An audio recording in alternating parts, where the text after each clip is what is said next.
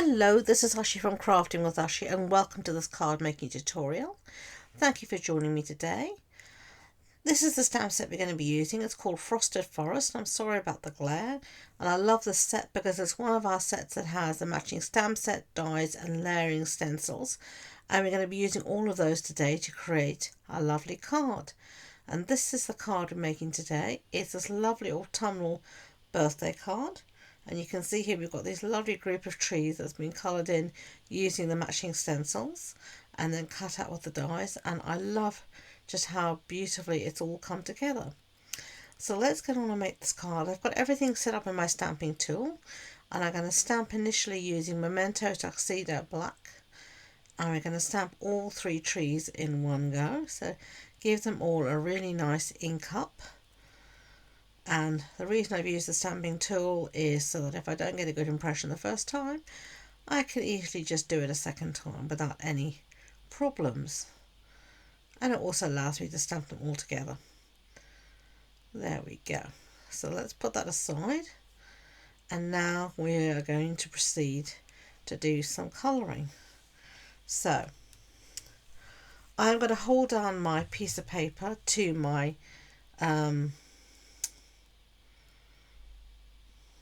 grid mat with some post-it note tape, and this will allow me then to use the stencils. Now there are 6 stencils in the set, 3 for the one big tree and 3 that has both of the little trees on as well, and you're going to see we're going to use all of them today. The one set is labelled 1, 2 and 3, and the other set is labelled A, B and C, and each of them has a little notch to help us line everything up, and you'll see. There we go, we're going to use the one set here. So I'm going to try and get my paper straight on my grid mat. And you can see here I'm just using a bit of repositional tape. This is just post-it note tape, and I tend to use this time and time again until I've used the guts out of it. And if you just want to make sure it's not too sticky, just stick it to your jumper or yourself, and it just helps take a little bit of the sticky away. So we've got that stuck down to my grid paper. So now I'm going to colour these 2 sort of conical shaped trees, and they use the same stencil, so I'm just going to line that up, take my time to get that line done, and then I'm going to use a bit more post-it note tape just to quickly hold that in position. There we go. Now you'll see there's a notch on the stencil, and I'm just going to take a paper, and you can see here, pencil rather, and I'm just going to make a mark where that notch is. Now if I line up to that notch with all the next 3 stencils for this piece, I'll always have it in the perfect position. So right, time to do some colouring. So for this one I'm going to use 3 different ink pads. I'm going to use Granny Apple Green. It's going to be my base colour here. So let's go in with that. And I'm just going to use my small blending brushes. I love the small blending brushes. I find them really easy to use, especially on delicate stencils like this. Okay, so that's the first layer done. So let's move our stencil, and you can see the stencil actually colours in 2 of the trees. So I'm just going to move it down here and take my time to line that up. There we go. Make sure it's lined up. Take your time, don't worry if it's, you just have to wiggle things around. Better to be safe than sorry. Now again you'll see I'm going to take my pencil, if I can find it, there we go, and make a mark where that notch is. Now I'll know for that tree to always line up for that notch. And we're going to go in with a base layer of Granny Apple Green again.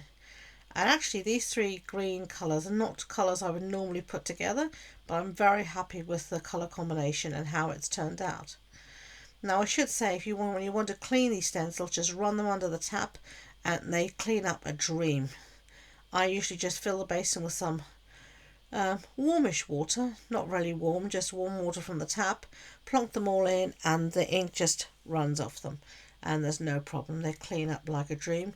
You can also just use a little bit of water on a spray bottle and clean it up as well. Okay, so let's move to our second stencil now and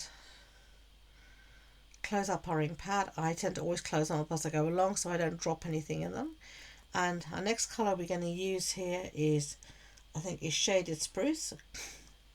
So let's put that one down and line it up. Find that notch. That really helps us line things up and get things nicely lined up. There we go. Use that post-it note tape again. It really gets a good workout with these stencils. And then I'm going to go in with my colour and just put down a nice base layer of that colour there. And when we lift this up, you'll see the tree's really starting to take shape. Look at that. Isn't that gorgeous already? We haven't even gone in with the last colour. Okay, let's do our smaller tree again. And there again, so helpful to have that notch to help you get things lined up properly. But I do take my time just faffing about to make sure that I get things lined up just as I want them to be. But there we go. And we're going to stick that down again and use our ink again. Now I don't have a separate blending brush for each colour. I have one for sort of each colour family. So I have one for the greens, one for the blues, the yellows, oranges, etc. But not one for each specific colour. And you can clean them up really easily. Again, just run them under the tap and you've got them all cleaned up. So let's go in with the last of our stencils here. And you could use this as well to give yourself I've used this before where you've put through clear embossing powder. So Versamark ink at this point, and then clear, and then white embossing powder, I should rather say, and it will look like snow. But I'm not going to do that. I want to go with my darker colour, which actually is Shaded Spruce. The first colour I just used before was Garden Green, so sorry about that. I did Granny Apple Green, then Garden Green, and then Shaded Spruce. And you'll see when I lift this up, it really looks lovely. It looks like two evergreen trees and one deciduous tree that's turning, and it's exactly the effect I wanted. There we go. Absolutely lovely. And let's go in with our little baby tree here. And I love that we have 3 trees of different sizes and different looks. It gives a lot of variation to your card, gives a lot more interest, so things don't just look repetitive. And I do love the set, the Frosted Forest set. Now this set is actually an online exclusive. You won't find it in the catalogue, but if you go onto the online exclusive section of my website, you will see all of our online exclusives, including this lovely bundle here. You can buy the various images, the various bits on their own, but you can save yourself a few bucks if you buy it as a bundle. Okay, so we've coloured 2 of our trees. So now we're going to go on and do our last one. And you can see the colours I'm going to do for this one are Pecan Pie, Cajun Craze, and Pumpkin Pie. So we're going to first go in with our pecan pie or pecan pie. I don't know how you're meant to say it. I tend to say pecan pie, but everyone to their own. And sometimes if you can't see which way the stencils are going to be going round, just flip it the other way. You might have it the wrong way up, as I did before. And then just take your time. Go in with the post-it note, you get the idea again. And the pencil for the notch. There we go. Lovely jubbly. Right. Let's put some colour in here. Now I think this pecan pie is perfect for stems. I did initially use some early espresso. I felt it was just too dark of a brown. I liked this brown because it still showed some of the sketched image below. It didn't just totally colour it in. You can still see the lines of the stamp set. So there we go. So now I'm going to go in. You can see here I'm looking for the numbers, and they are just embossed on the top of each stencil. So if you can't read the embossing, if your eyes are not the best, or sometimes in the lights and stuff, even for me it's not the best, just take a Sharpie and write on it 1, 2 and 3, or A, B and C, whatever you want. Right, I'm going to go in now with some pumpkin pie. So I'm just looking for my orangey blending marker. And look at that. I love how this looks. It really looks like some vibrant autumnal colours. Don't you agree? So pretty. I love it. Okay, I'll close that up. Now I'm going to take my Cajun Craze. Now I'm going to use this with the last stencil as well. But before I do that, I'm just going to add a little bit here and there just to blend it into what's below, so it doesn't look so stark when I go in with the colour later on. And I love how this turns out. You'll see in a minute. Look at that.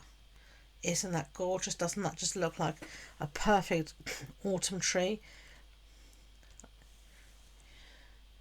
Really nice. And I don't know where you are, but the trees are starting to turn, definitely where I am, lose their leaves. So you can soon we'll have piles of leaves all over the pavements. I do hate that about autumn. I like the autumn colours, but I don't like the leaves all falling off the trees. I hate to see the bare trees during winter. And then I can't wait for spring and you see the first shoots of beautiful green trees. Okay, so we're going to go in with our last stencil here and our Cajun Craze.